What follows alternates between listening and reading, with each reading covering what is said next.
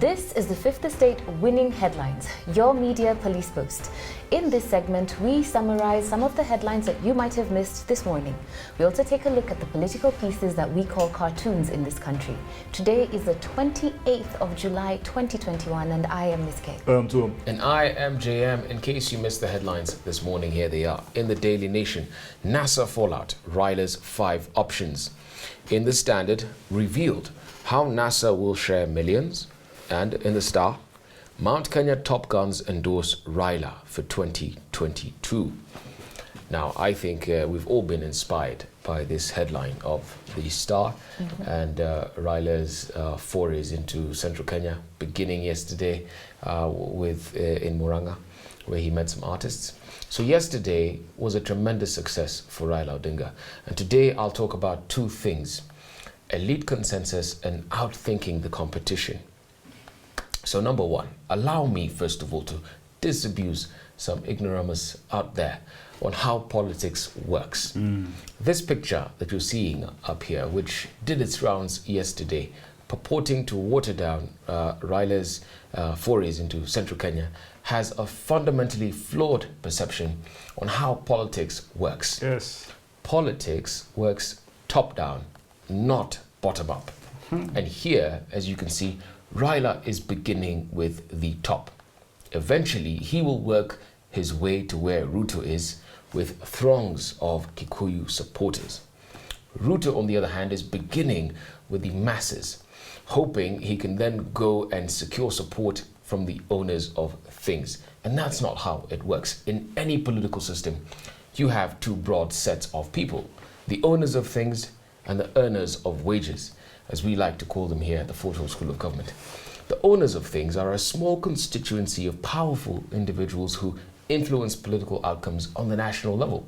And the key segments of this constituency of people are leaders of ethnic groups, influential business owners, owners of mass media. And while we are on mass media, let me say this. There's a famous saying told to all presidential hopefuls in America: the media makes the election, not the voters. Yes.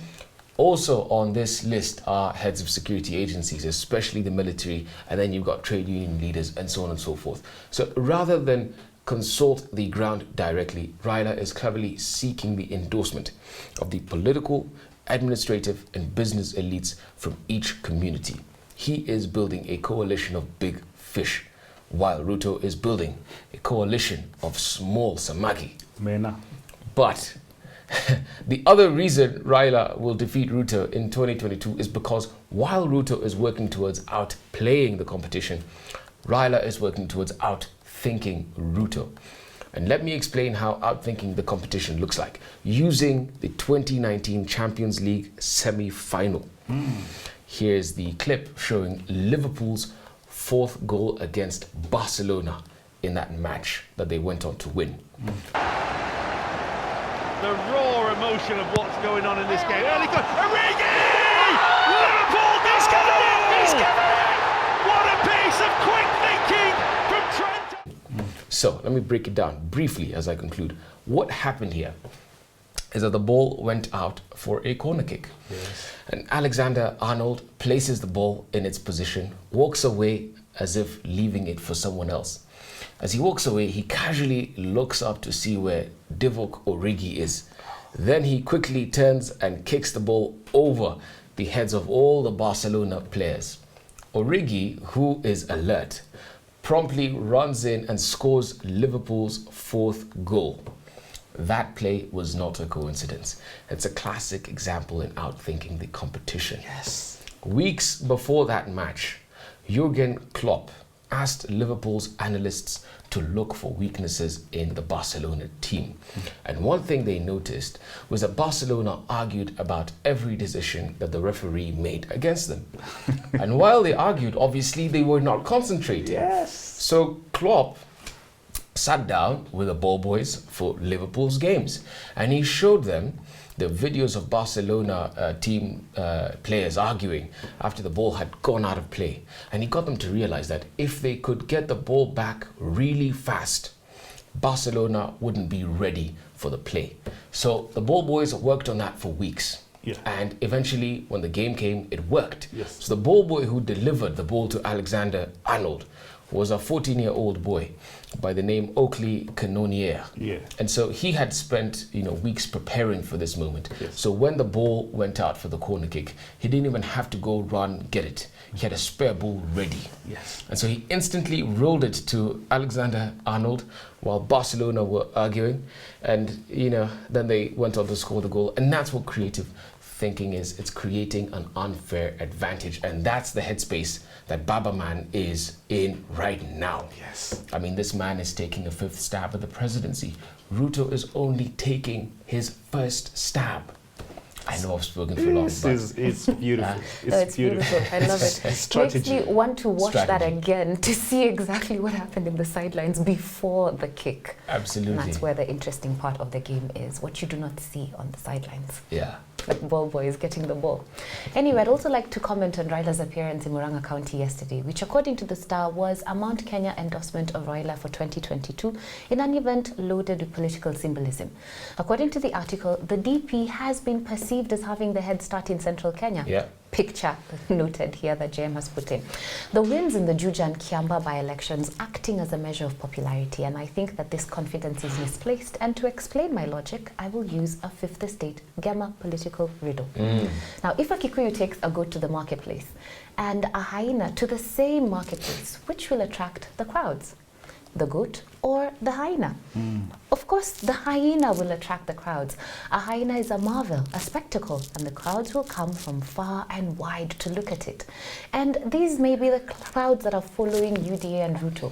UDA is just the current craze that is shaking up the monotony of the daily routine lives of Kikuyus. Yes. It's the same reason people go to the circus, or for us locals, it's the reason we go to see Kichwa Bila Mwili at the agricultural show. Goodness. But in the end, what will the Kikuyu buyer take home? Yeah.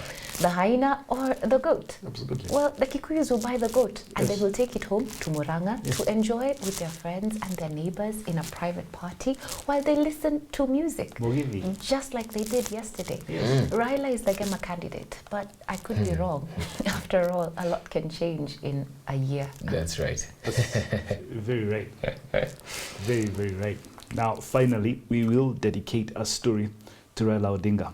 Our message to you, Raila, is simple. An obstacle is what you see when you remove your eye from the goal. RUTO is just a going concern in Jubilee. You, Raila, must remain focused on your ultimate goal, and that goal is the presidency. And this is why we will give you, Raila, a grandmother's story. It is called Wadawahiti Nabamogo Waja. Now, once upon a time, a hyena was looking for food. Then he came across a tender calf tied to a tree. Happy about the provisions of the good Lord, he decided not to eat the calf first. He decided to eat the rope that tied the calf to the tree as an appetizer. The idea was to eat the rope first and then eat the calf at the end of the rope later. But after eating the rope, the calf escaped. And here is my grandmother's story. That's the lesson of it. If you find a calf, eat it before you eat the rope. 2, do not be distracted by the rope. RUTO is just the rope around the 2022 calf. Raila should not pay attention to him. His attention should be on the calf at the end of the rope. And if Kikuyus coronated him in Murang'a yesterday, Raila must camp at the mountain. If he was the Jamba of 2002, he must defend his title. In any case, he never killed Kikuyus. We know who did. That's what Oburu Odinga said yesterday. Oh, he did? Yeah, he said as much. He said as much. Similar minds. Right. So, whom do we give our winning headline? I go with the Star. It has inspired 3 thoughts today. Absolutely. The Star gives us our winning headline. One of the latest pieces we call cartoons in this country. Got a 3-part criteria that we use. Humorous or dry, satirical, pessimistic, ineffective, or just plain lazy. What do we have in the Nation? Daily Nation, we have a cartoon of a chameleon. On the docks, it's a witness, for divorce proceedings, NASA divorce proceedings, and the little chameleon things, I want change, and he has an umbrella written wiper, and he's starting to change color, OKA, and that's a One Kenya Alliance. We think we can tell where this is going. I think we put that in the parking bay. Put that in the parking bay. Let's look at what the other guy. Yeah, what do you have in the Standard? Standard is a cartoon by Casso. It's a man filling up a champagne glass on what looks like a champagne tower. And you have very nice glasses up there, and then you have some mediocre wine glasses in the middle. Then you have those metal cups they use in Gishagi To drink tea. to drink tea, and the caption there is Wananchi, and the caption there is the only bottoms up economy that Kenyans know.